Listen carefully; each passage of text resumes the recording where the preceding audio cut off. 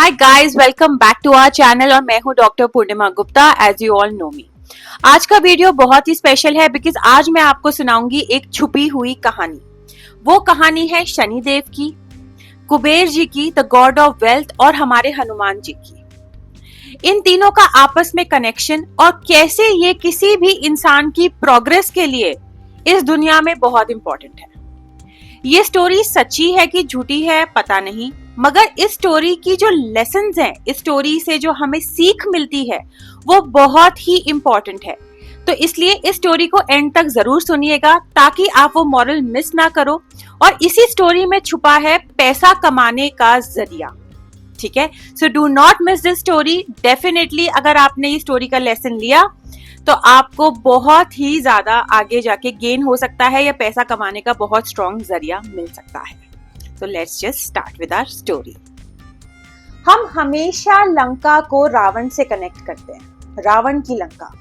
ठीक है, और वहां पे रामायण का जो वो पार्ट जहां पे लंका मेंशन हुई भी है, मगर अब हम उससे थोड़ा पहले चलते हैं। ठीक है, कुबेर जी, जिन्हें हम गॉड ऑफ वेल्थ भी कहते हैं, वो रावण के ही बड़े भाई थे, हाफ ब्रदर। ओके, वो शिव जी के भी बहुत बड़े भक्त थे। उन्होंने शिव जी की इतनी पूजा की हुई थी कि भगवान जी ने उन्हें ये वरदान दे रखा था कि उनका खजाना कभी खत्म नहीं होगा। मतलब उनके पास हमेशा धन धान्य रहेगा और वो लोगों की उसमें भी ये चीज को एक्चुअली मॉनिटर करते रहेंगे। ठीक है, जो जिनके ऊपर भी कुबेर जी की कृपा आएगी उसके पास कभी भी पैसे की कमी नहीं होगी। कुबेर जी जहाँ लंका में रहते थे वो पूरा सोने का बना हुआ था। वहां पे हाई क्वालिटी के जेमस्टोन्स, हीरे मोती सब कुछ था, और वो सिर्फ इसलिए था क्योंकि उनके ऊपर भगवान की पूरी कृपा थी। रावण से ना ये चीज देखी नहीं गई। उसने धोखे से कुबेर जी को बंदी बना लिया और अपने तहखाने में डाल दिया और उनकी वो सोने की लंका को हत्या दिया। फिर एक दिन रावण को ये लगा कि चलो इसका खजाना तो मैंने पूरा लूट लिया है, इसकी लंका मैंने पूरी लूट ली है, अब मेरा कोई कुछ नहीं बिगाड़ सकता। अब मैं दुनिया का सबसे रईस इंसान हूँ, सबसे ज्यादा दौलत या जिसे कहते हैं ना ऐशो आराम, सारा पैसा सोना चांदी सब मेरे ही पास है। उसमें वो घमंड आना और ज्यादा स्टार्ट हो गया। फिर लंका के राजपुरोहित ने रावण को बताया, और रावण खुद भी एस्ट्रोलॉजी में बहुत बिलीव करने वाला इंसान था। वो भी हर चीज को देख सकता था। तो एक ही डिस्कशन बैठा कि रावण के ऊपर शनि का पीरियड आने वाला है, शनि की दृष्टि से रावण को बचने की जरूरत है। शनि कभी भी गलत किए हुए को फेवर नहीं करता। शनि आपको आपके कर्मों का हिसाब दे देता है। तो रावण ने सोचा मुझ पे शनि कैसे अटैक कर सकता है या मुझे कैसे सजा दे सकता है, मैं तो रावण हूं। तो उसने कहते हैं कि शनि की एक टांग तोड़ दी ताकि शनि की जो गति है वो थोड़ी सी स्लो हो जाए, उस तक ना पहुंच पाए। और फिर उसने शनि को पकड़ा और अपने तहखाने में डाल दिया। हाँ, यहाँ पे बात क्या है, उसी तहखाने में डाला जहां पर कुबेर जी ऑलरेडी थे। शनि और कुबेर जी की उस तहखाने में साथ साथ रहने से बहुत दोस्ती हो गई थी। दोनों अपने सुख दुख वहां बैठ के बांट लेते थे। शनि जी ने ये अश्योरेंस कुबेर जी को दिया था कि हमेशा, चाहे कोई टाइम को कितना ही बांधने की कोशिश करे, वक्त बंधता नहीं है।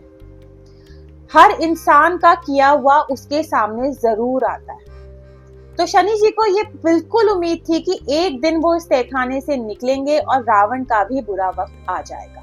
फिर आए हनुमान जी। आपको पता ही होगा, हनुमान जी ने सोने की लंका में आग लगा दी थी। तो फिर आए हनुमान जी लंका के अंदर सीता मैया को ढूंढते हुए। ठीक है, उन्होंने सोचा मैं पहले पूरी लंका का भ्रमण कर लूं, मैं देख लूं रावण की ताकत कितनी है। ठीक है, रावण के पास कौन कौन से हथियार हैं, क्या हैं, वो पूरा लंका का भ्रमण करना चाहते थे। ठीक है, तब उनकी मुलाकात शनि जी और कुबेर जी से तहखाने में हुई। ये बात आप लोगों ने जरूर सुनी होगी कि जब हनुमान जी ने रावण की लंका को जलाया, उससे पहले वहां के तहखाने के सारे बंधे हुए लोगों को उन्होंने आजाद कर दिया था। उसी में उन्होंने आजाद किया था शनि को और कुबेर जी को।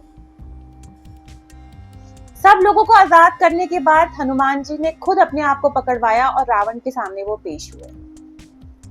तब शनि जी ने कहा था, अब रावण की लंका का वक्त आ गया है, अब मैं आजाद हो गया हूं और मेरी दृष्टि रावण की लंका पे पड़ गई है। अफसोस की बात यह है कि उस समय शनि की दृष्टि रावण पे नहीं पड़ी थी, बट लंका पे पड़ गई थी।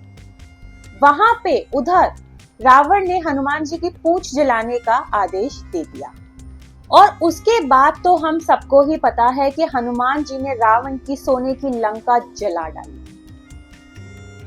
अब इसमें इन तीनों का क्या कनेक्शन बैठा?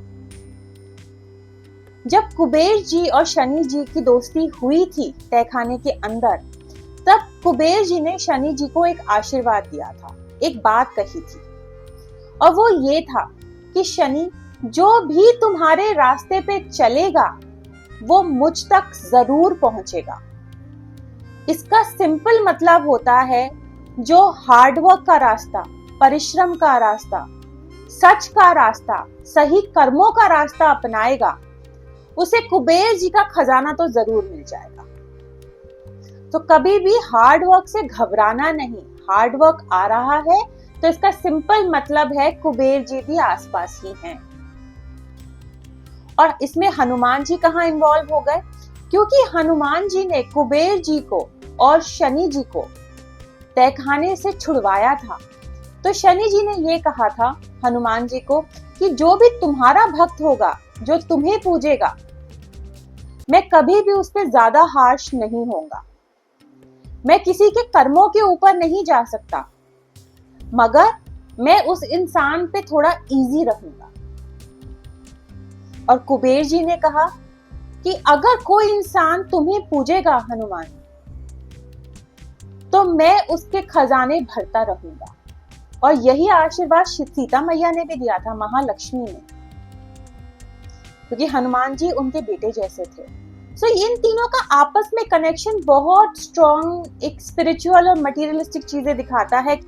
कभी भी जिंदगी में परिश्रम से मत घबराओ, हार्ड वर्क से मत घबराओ। आ रहा है, ठीक है, अभी उसका रिजल्ट नजर नहीं आ रहा, कोई बात नहीं, मगर एक ना एक दिन, नहीं आज, नहीं तो कल, नहीं तो परसों, नहीं तो कुछ समय बाद, तुम्हारे हार्ड वर्क का रिजल्ट तुम्हें जरूर मिल जाएगा। तुम्हारी ऑनेस्टी का रिजल्ट तुम्हें जरूर मिल जाएगा। तुम्हारे सही कर्म, तुम्हारे अच्छे कर्म तुम्हारे सामने जरूर आएंगे जब तुम्हें उनकी सबसे ज्यादा जरूरत होगी। तो ये स्टोरी बहुत अलग है, हमें बहुत कुछ सिखा के जाती है। अगर आपने भी इस स्टोरी से कुछ सीखा तो प्लीज हमें कमेंट में यस जरूर लिखिएगा।